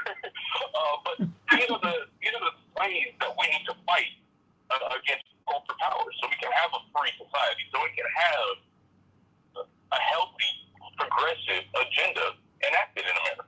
You know, because it's interesting. No one, Nina, is talking about Bernie Sanders' age. We're like, wait a minute, he might run? Really? And so when we hear that you're running, we're like, wait a minute, Nina, you're running, and the turnout is, I mean, the turnout is low. What is going on? I mean, are Democrats dispirited? What can we do? I mean, look, it might be low now, but we need to get your voters out. What can we do? And those of us who are not in Cleveland, what can we do from home to help you? Yeah, make some phone calls. They can go to NinaTurner.com/volunteer. There's a form on there. It's really quick and simple. And then my team will reach out and get people a call list, and they don't have to leave. They don't have to leave their community to be able to help us. People are doing that all over the country. And then also people are coming in and letting me know, since we're coming in this weekend to help you push it on out. I think part of the challenge is Ohio is one of the worst redistricting state, gerrymandering states in the country. I know that it's happening all over, primarily where Republicans are in control, not the state of Democrats when they have the pen, not gerrymandered. But we are seeing a very vicious attack on democracy itself, representative democracy, and we got to fight that fight as well. It does matter who we elect. The state legislatures and governors' mansions, and oh my God, Secretary of State. Yes. We focus so much on the Congress and the presidency, and while those offices are important, just as important are the seats in state legislatures. When we think about, don't say gay or don't teach Black history, because that's all the rejection of critical race theory is. Let's tell the truth about that. They don't want anything taught that reveals the truth about this nation. You got to be able to conquer. In order to conquer, you got to know the truth. That's all. And just because those things were true in the past, we can make sure that they're not true moving in the future. Bigotry, white supremacy, racism, sexism, xenophobia, anti-Semitism, all of those isms we can fix. But you can't fix them by denying that they ever happened. So that, we have to deal with that. But in the state legislature primarily, a lot of confusion right now. We're going to have two primary sisters and brothers, believe it or not, in Ohio. And the second primary is going to cost the taxpayer $20 million. Imagine what we could do with $20 million. It is ridiculous. So part of the low voter turnout is, in fact, demoralization, because material conditions are not changing. This inflation is taking people under, because you're already under if you are poor, and it's just taking you under. And even if you were solidly in the middle class, you have less wealth. Your dollar is not going as far. But just imagine if you were already at the bottom of the rung, it is sure enough, to quote my grandmother, hard for you. So yes, a lot of demoralization because material conditions are not changing, and then you couple that with Republican foolery, and you get what you are seeing in the great state of Ohio. Before we go, we only have a couple of minutes left, literally 30 seconds for you, Attorney Darrell Jones. He, of course, is partnered with Barbara Arnwine in the Transformative Justice Coalition. He is the chairman of the Transformative Justice Coalition in Dwight. And 30 seconds to each of you, because I got to let Nina Turner close us out. We could be gerrymandered out of power. This is something you and Barbara Arnwine talk about all the time with the Transformative Justice Coalition, Attorney Jones.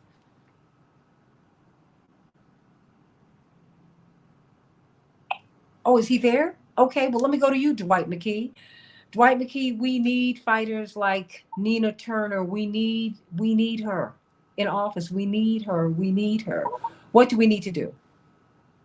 Well, we know Nina's at least two fights. One is with the Republicans, the other is with the Democrats. She's one of the few candidates that have to run against both parties at the same time.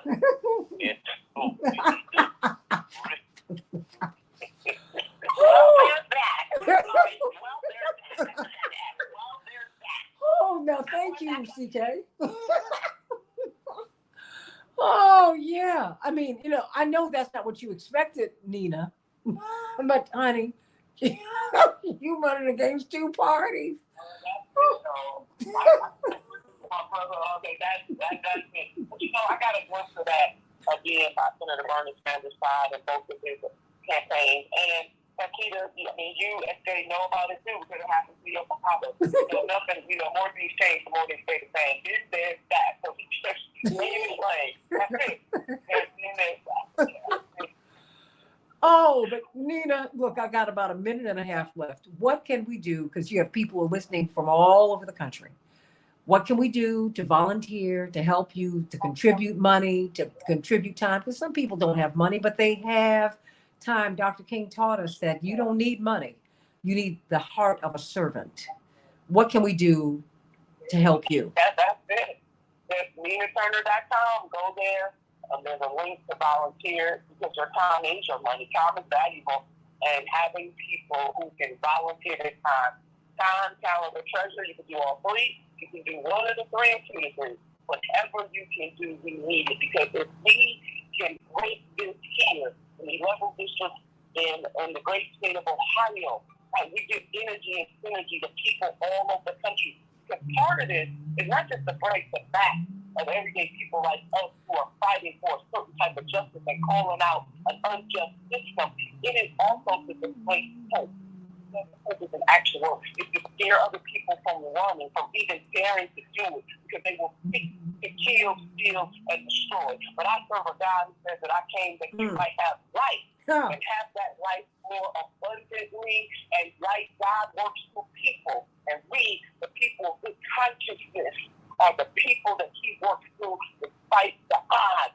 We can do this. It will have a reverberation across this nation. Come on through. Conscious-minded people, come on through. And to quote the great Congresswoman Barbara Jordan, this encapsulates my run very much. What the people want is very simple. They want an America as good as it's promised. That is why I am running. I think universal health care is about creating an America as good as it's promised. Reforming a legal system that is unjust, especially for Black folks, especially for Black men, all people of color, and then if you are poor, creating an America as good as it's promised. It's standing up to corporate greed and predatory capitalism and doing a new thing. United States of America. I need your help. Come on through. NinaTurner.com. NinaTurner.com, everybody. Come on through. D-Ray, hang around, girl. I'm going to wish you a happy birthday on the other side. Everybody give D-Ray some love. D-Ray Jones, it is her birthday. Happy birthday, D-Ray. NinaTurner.com. NinaTurner.com. Go on and volunteer and let us get her over the hump. Let's keep on moving, everybody. We got to make this happen. Matt, thank you for a great show. Everybody, love you, love you, love you, love you. Can't wait to be with you tomorrow on the Santita Jackson Show. God bless. All right, NinaTurner.com. Love you, girl.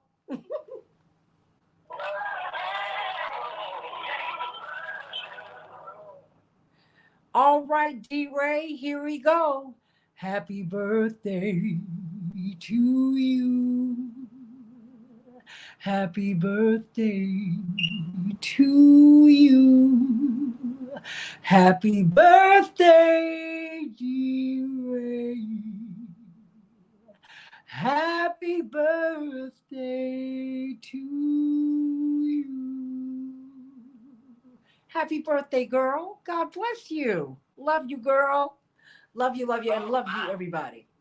Well, she said she wanted me to hit a tune. I said, all right now. That's what I got to do what I got to do. I love you, girl. Give her much love, everybody. Nina, you all right, girl?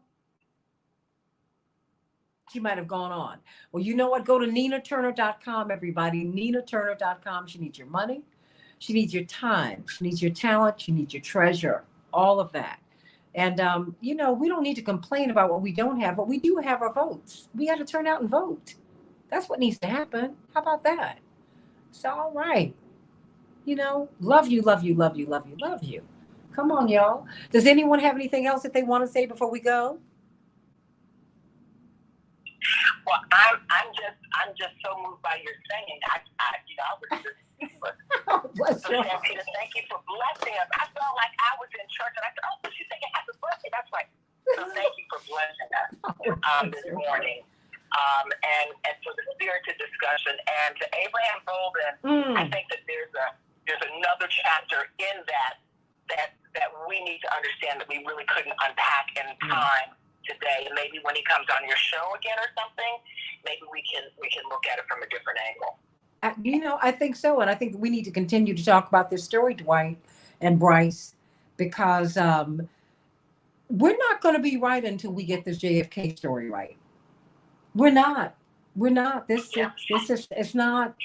I mean, I remember all of us were in our parents' bedroom.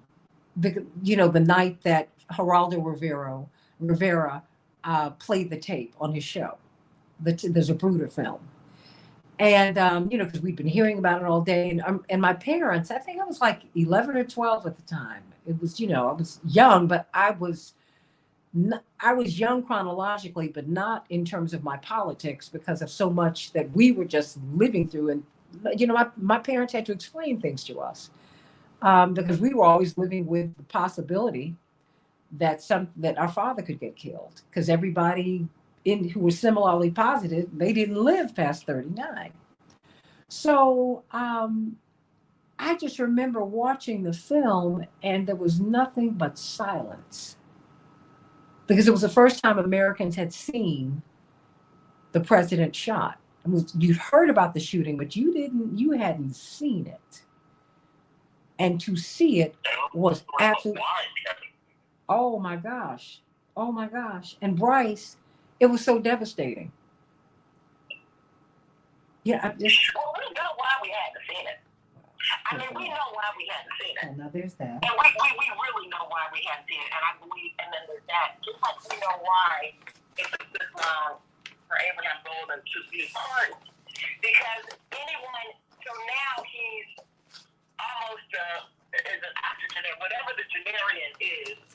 You're right. At this point, to speak truth to power on these issues that could impact is devastatingly different than his ability would have been 40 years ago, 50 years ago. Very different times. So from my standpoint, there's a lot more work to be done. We just have to learn from these things and take a page out of some people's book to try to because this same thing is still happening. I remember years ago when I was in practice with Willie Garrett, we were seeing cases, a lot of inquiries from federal law enforcement, FBI, Secret Service, people like that, of discrimination based on a lot of different things. And so the rules of engagement have changed on some level, but not really fundamentally for some people. And so, Santita, you asked the question, which is a very astute question. What about these whistleblowers? Are there any protection? There are tons of legal protections for whistleblowers, but the laws are inconsistently applied when it comes to some people. That's a fundamental concept that we see in this country. So we have to just recognize what is happening and attack that. We have to attack some of these issues at their core. Otherwise, history will repeat itself. And we engage in an exercise of insanity, seeing the same thing done over and over again and expecting a different result. No different result unless we fundamentally change the systems at play that lead to that result. Well, amen to that. Dwight? And one thing to pardon our brother Bolden, but another thing to pardon Sarge, who is also a political prisoner, and all these other people who've been whistleblowers that have committed themselves to telling the truth, who've been unjustly punished for it. So let's be consistent. It's easy to pardon somebody after 60 years, but let's look at pardoning somebody who can rub it also in the public square. Well, I just think, the JFK story is one that just will not die. And I'm telling you, when I saw the JFK Revisited documentary, and then I saw Bryce, like you, I saw the one that's 8 hours. It's 4 different segments. To see Robert Kennedy Jr., and to see him now, and while he's the subject of vilification because of his stance on the COVID-19 vaccines, he has been a courageous fighter for the environment. And he's been a man, to me, of tremendous courage. And when I think of all that he has seen in the course of his lifetime, hey, I listen to him because he has seen some things. And when he said in this documentary, Dwight, Bryce, and CK, he said, and he said it in such a casual way, my heart just broke a little. He said, my family been in a fight with the intelligence community for decades. I said, oh my gosh. Because the first person, see, he's been an eyewitness to history. He knows how this thing works.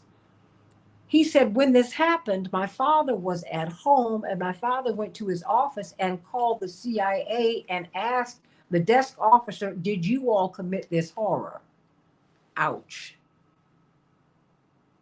I mean, there's just so much that, oh, yeah.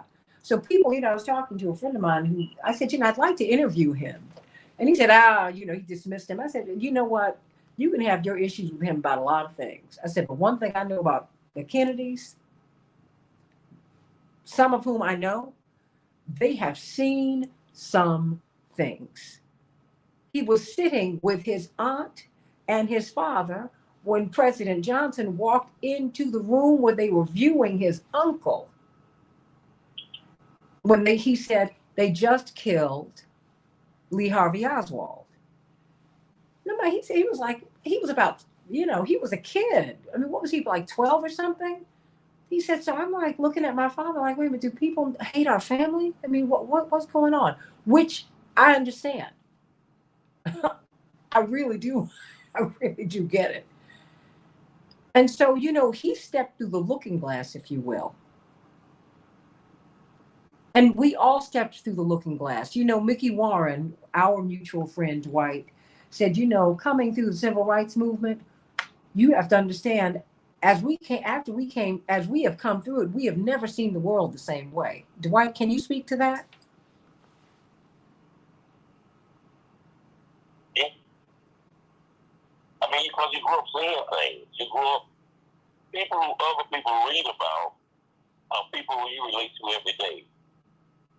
And so these losses for us have always been very personal. Because we knew. Dwight, I can't hear you. You're going out. Dwight? Oh, wow. I wish we could hear him. Well, Bryce, what's... Oh, I'm sorry, Dwight. We couldn't hear you, hon. Oh, I'm sorry. Go ahead, Bryce. No, I wanted you to finish what you were saying. You said you have... Well, I was saying that for us, was because we grew up in this movement, these things for us were very personal. We interacted with these people and knew these people and worked with them every day.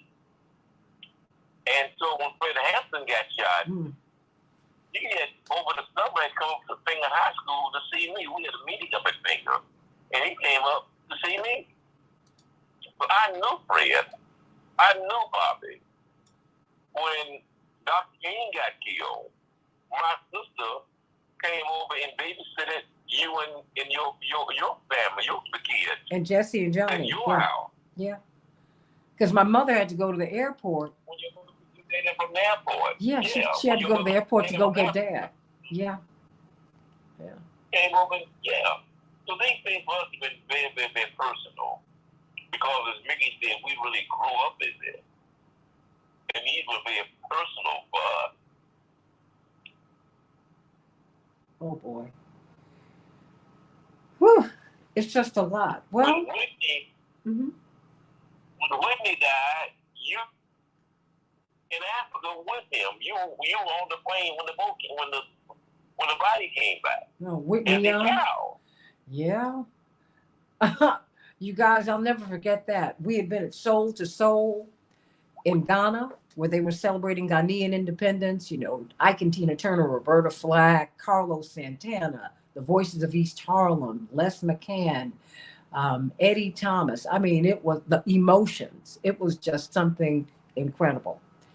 And so we were detoured over to, or allowed to extend our trip, and my parents went to a conference in Lagos, Nigeria. And so you had Percy Sutton there, Congressman Lou Stokes, John Lewis, who was not in Congress at the time, Bayard Rustin, and Whitney Young. And so, you're eating breakfast, lunch, and dinner with these people every day. So, it's Uncle John, Uncle Bayard, all these folks. And we had gone out to what was the largest open air market at that time in all of Africa. And boy, it was fascinating. And when we pulled into the driveway, think Uncle John stuck his head in the car. He was so devastated. He said, "Oh my God, Whitney just drowned." Now, mind you, we just had breakfast with him that morning. And Ramsey Clark and his wife, the former U.S. Attorney General, was there. And he, in fact, was on the boat with him, he and his wife. And, I was about 6 or 7 at the time. And I have to tell you, it was a lot. Because, I'd already, a couple of years before, had internalized, well, this was almost 3 years before Dr. King's assassination. And so, and then, President Nixon sent a plane to pick him up. And they didn't want us on the plane. They didn't want my mother, my father, and I on the plane, my dad, but us. But they ended up arguing to get us on the plane. General Chappie James, the highest ranking Black in the military at that time, flew the plane over there. And you're right. These things you do take personally. You really do. So knowing all the questions that we had about the Kennedy assassination, you could only imagine how I felt when my father had to get Secret Service protection. It was frightening, and then because he had been protected by the Fruit of Islam from the Nation of Islam. And so what was so cute was that when the Secret Service took over, because you have to sign papers on that, and it's a legal issue because you are entrusted to their care, or at least you're put in their care. But I have nothing but wonderful things to say about my father's detail. They were wonderful people, and many of them say that they walked away completely changed by their experience with him. And there would be fights between the Fruit of Islam, and the Secret Service, because they would say, "We don't trust you." And the Secret Service would call the house, like, "Can you get over to this venue? They're not letting us in the venue so we can do our security sweep." Oh gosh, you gotta love it. You gotta love it. You gotta love it. Wow. But it's Dwight, it's a lot. Bryce, CK. Whew. It's been a lot. Does anyone else have anything else they want to say? Whew. Well, I guess that is it. I love you all.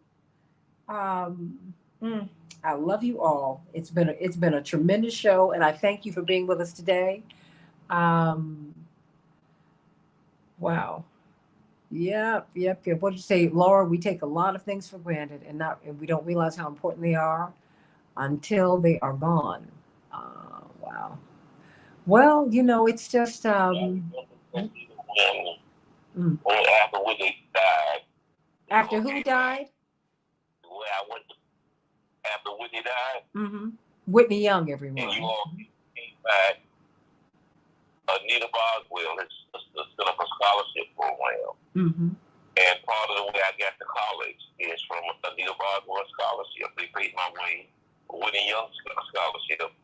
They paid my first semester in college. Oh, wow. Anita did. And it's Dr. Boswell, who was a professor here, who worked with Bush and Breadbasket. Mm-hmm. Mm-hmm. And that's why I say for us, it was also very personal because it was our lives and what we dealt with every day. Oh, absolutely. And ironically enough, Anita, Miss Boswell, let me say that, had she not set that scholarship up, and had your father not come up and spoke at the college and given me the money from his speech, I wouldn't have been able to go to school that year. Mm. It's all very personal for us. Mm. Well, it is very personal. But that's why we try to share these stories with everyone, because we don't want the stories to get lost. Because, there are things that you need to know. The things that you just need to know. You need to know. And I'm so glad that so many of you got a chance to hear Abraham Bolden's story on this show. I'm sad that many of you for the first time only heard it here. That makes me sad. but I am glad that he has gotten this pardon. And I agree with Chaparral. He does need a Presidential Medal of Freedom. That ought to be next. That ought to be next. That ought to be next. Congressional Medal of Freedom. He deserves it all. He deserves it all. America will not be whole until we deal with this Kennedy assassination and his brother's assassination and Dr. King's assassination. You do know Dr. King gave his speech in which he opposed the Vietnam War, April 4th, 1967, just after 6 p.m. at Riverside Church, and he was killed April 4th, 1968, just after 6 p.m. on the balcony at the Lorraine Motel. Legend is that the FBI office in Atlanta erupted in cheers when they announced his assassination. We're not going to be right until we make things right, everybody. April 4th, 1967, Dwight. April 4th, 1968, 6 p.m., 6 p.m. Get out of here. No. Whew. It's a lot. So everybody, I love you. It's been great, great, great, great, great. And everybody continue and like and share this show today, okay? Like and share it. And continue to like and share the show. Just let people know about us so that we can continue to grow our family. Bryce, Dwight, Attorney C.K. Hoffler, does anyone else have anything else they want to say before we go? Bryce, you have anything you want to say? Dwight, CK, anybody? All right. Love you all. Thank you. Matt, thank you for a great show. He might have gone to another studio because he is like manning a couple of studios. He's a jewel. I love you, everybody. Can't wait to be with you. I can't wait to be with you tomorrow. God bless you. And I'm going to get me some rest. I am, but a little bit later. Okay, bye-bye.